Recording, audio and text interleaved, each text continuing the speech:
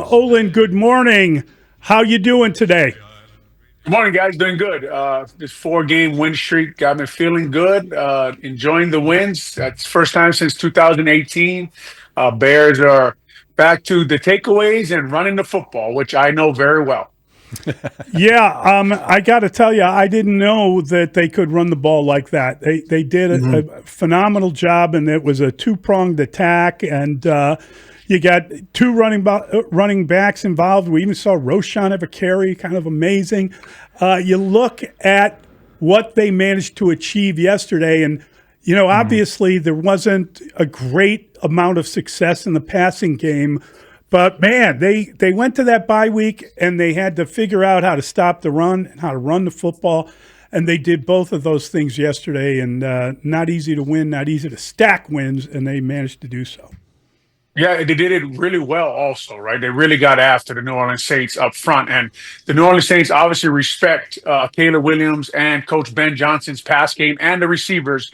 Brandon Staley played a lot of deep zone yesterday, kept the box light, dared the Bears to run the ball, and it's exactly what they did, right? They ran the ball at New Orleans, and they ran it for a lot of yards. And like you're talking about, went to the bye week. We all wonder what was wrong with this run game with the offensive linemen that they signed. And Coach Ben Johnson and Eric Bieniemy, the running back coach, and Dan Roshar, the offensive line coach, and Jim Dre, the tight end coach, all got together in a room and they fixed that thing, man, and asked the players to do what they do well. The running backs are running downhill. They're getting a lot of yards after Nashawn Wright's interception. He just ran the ball right into the end zone. So fun to watch them run the football like you're talking about, looking a little more, obviously, from the pass game from Caleb Williams. We like to see a lot more points when you have 15 takeaways. But to win 4 games in a row in the NFL, to go on this kind of win streak with the first-year head coach, with guys all learning a new system, it's been fun to watch them fix a few things. And like you guys know, when you go put a lot of energy into fixing something,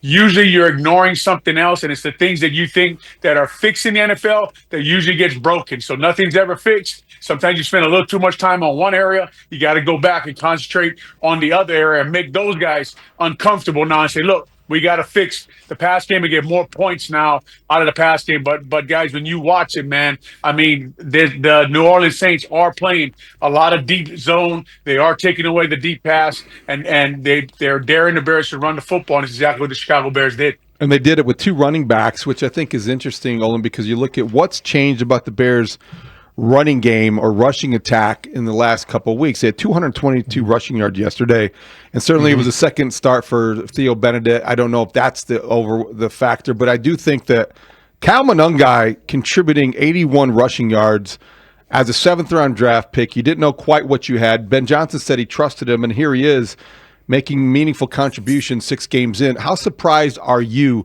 by him? Not at all. I got to watch him at Rutgers last year versus the University of Illinois. Got to watch some film on Kyle Monungai. Was surprised he was there in the 7th round. Obviously, maybe his measurables, and the things that, maybe his 40 time or whatever else it may be. But he ran like that at Rutgers. He was dangerous there, came downhill, ran guys over in between the tackle. Tough football player. What I'm watching him do right now is what he did all through college. So not surprised by it. I think he'll get rolling as we go on here. Obviously, pass pro for a rookie is something you have to learn. So I'm sure Coach Bieniemy was working hard on that with him. Now they're starting to trust him, get him out there even on passing situations, have him do all the little things, all the adjustments you need to make while you work with the offensive line and the quarterback on protecting the quarterback in pass plays is probably why what he had to learn before they started giving him the ball a little more and keeping him out there a little more during the game. But I'm sure you watched him too, David. I'm sure you saw him, Mully. If you saw him in college, you're not overly surprised about what he's doing right now. I think probably the only question was coming out was, could he stay healthy with his running style, how physical he plays, how downhill he plays with his size? And if he can figure that out, I think he'll be a very productive back in the NFL.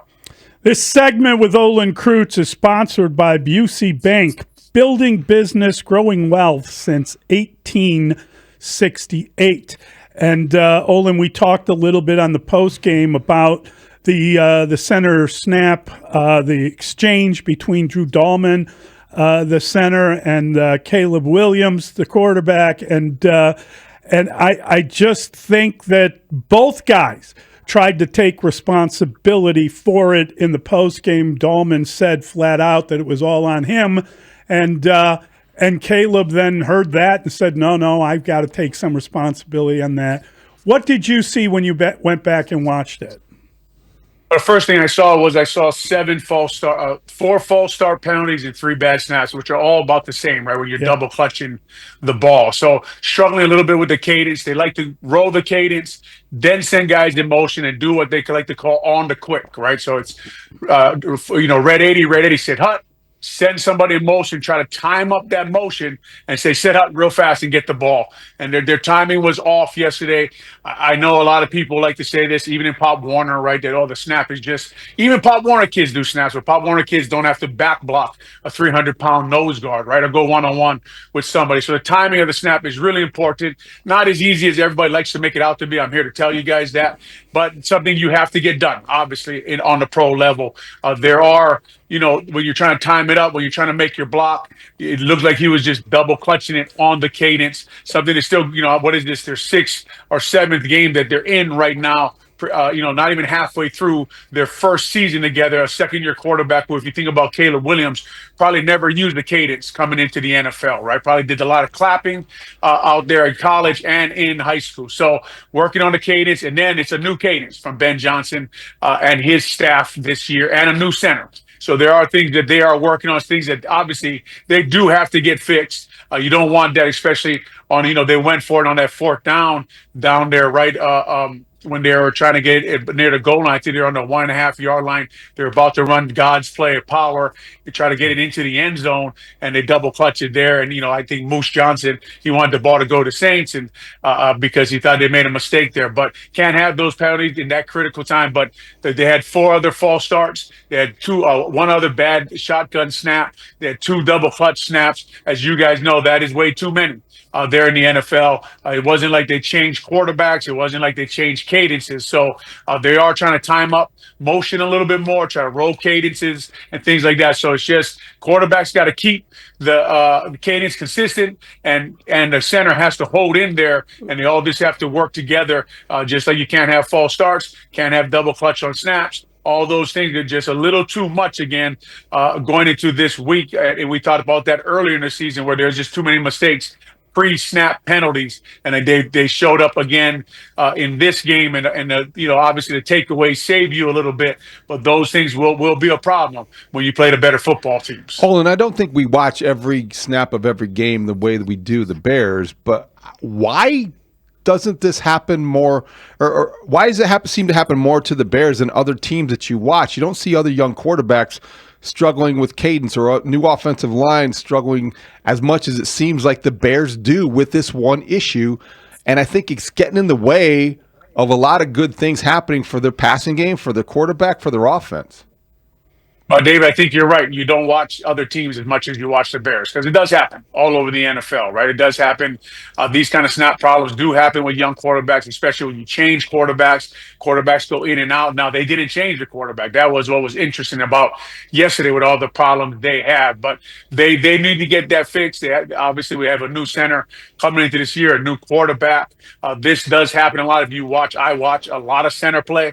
It does happen a lot around the NFL. Every team feels like it's only them that is happening to with these snap and cadence issues and things like you saw from the Chicago Bears yesterday. But that doesn't mean that they don't have to get it fixed, that there won't be extra work. The problem with center quarterback exchange is obviously you go out there pre-practice, right? And this was always my argument with coaches and people who I talk to about the center quarterback exchange. Pre-practice, the center quarterback are getting snaps. Everyone knows that.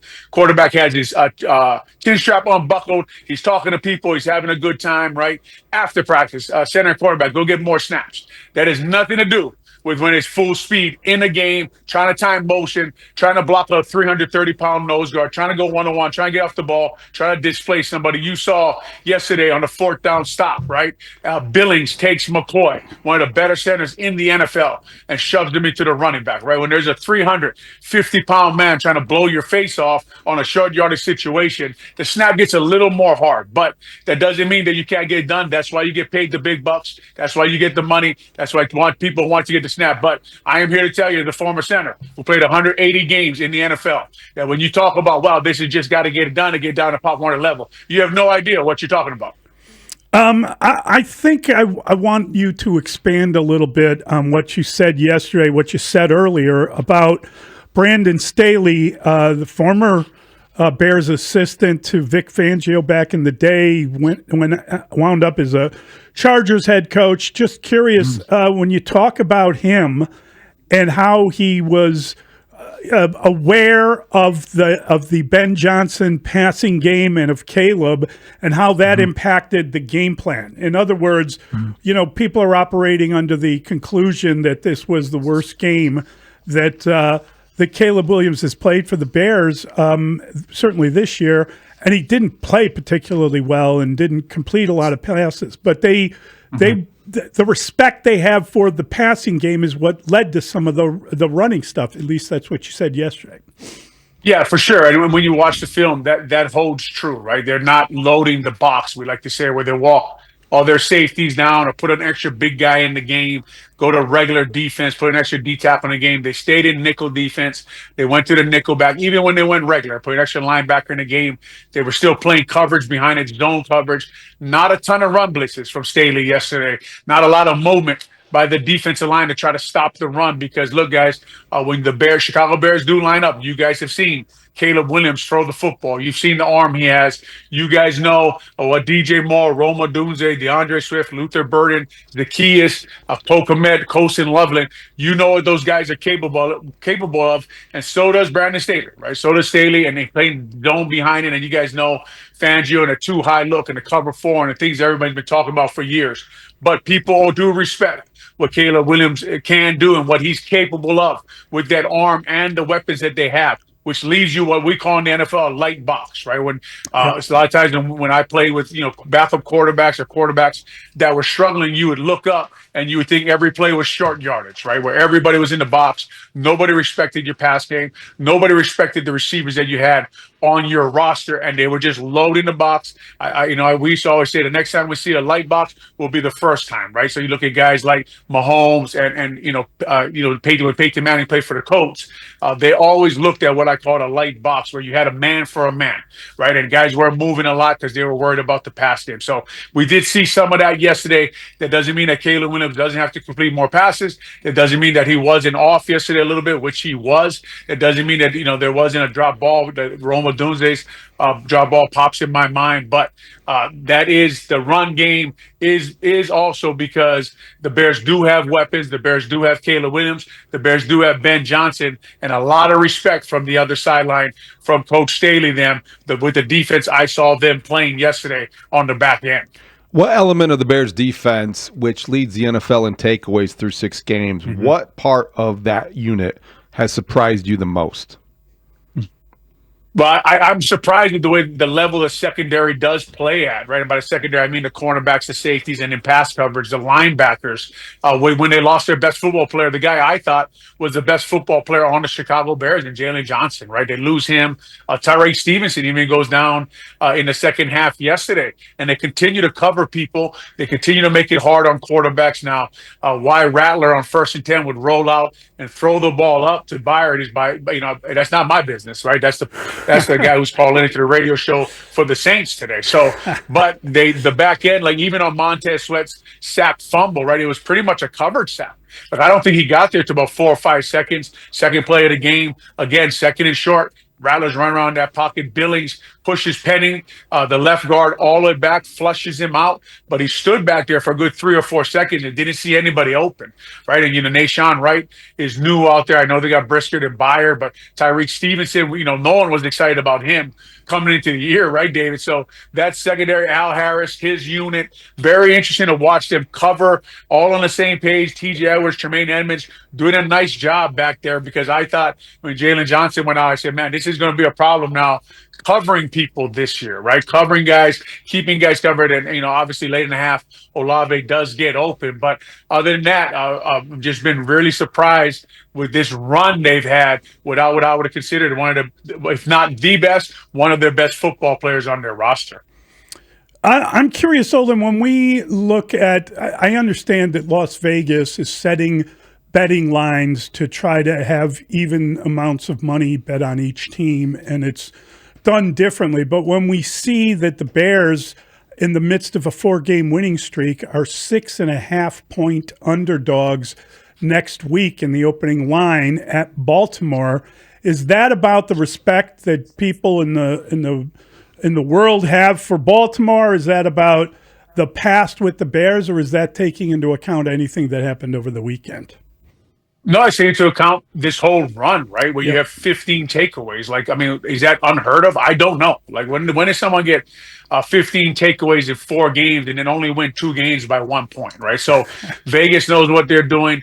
I'm watching the film also. Are the Bears as good on film as this run they've had? Probably not, right? But they found ways to win football games, and you got to give them credit for that. When you go man for man, roster for roster, coaching staff for coaching staff, and put them in Baltimore with Lamar Jackson, Roquan Smith, and Ronnie Stanley, their left tackle, coming back, right? 3 All-Pros inserted into that Baltimore roster. Belief in Baltimore, but here's a great chance for the Chicago Bears to show people that, even like me, that they are better than they think they are, right? That, like, there's a little bit of luck going on here in these wins, a little bit of ball popping their way, and the ball just keeps popping out, and they keep getting it to the point where I'm on my couch laughing, right? Holy moly, there's another one, right? I think Byard said after the game yesterday, like, he's never even been a part of a run like this, right? Where there's 15 takeaways, and I think they're getting 3.75 right now. Like, listen, don't trust my math, right? I don't know. Make sure you figure it out yourself, but 3.75 takeaways a game in this run.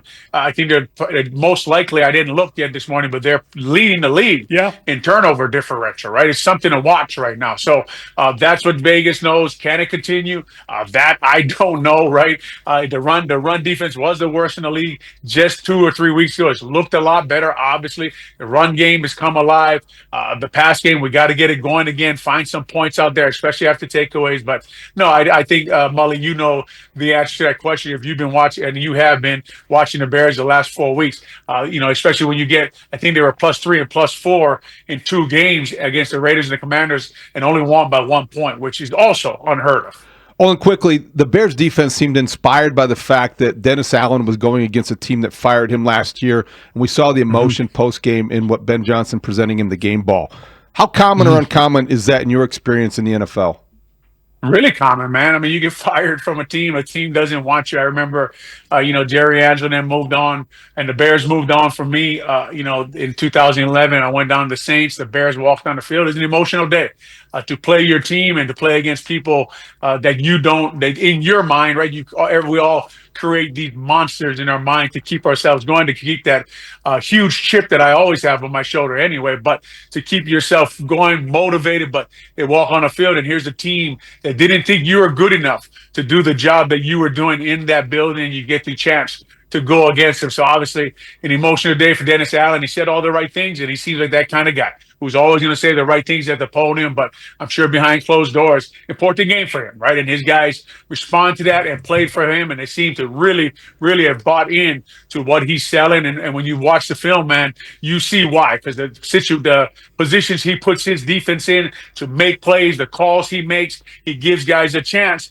to have great years like Kevin Byard is having, or Montez Seth's resurgence, or Billy's, or Tremaine Edmonds. So they moved Tremaine Edmonds' position. He's been on a tear since then, right? So a guy like that who puts you in positions to make plays, to get your career going back on the right path, you buy into that. And then he got fired by this team. Let's go out there and kick their butt.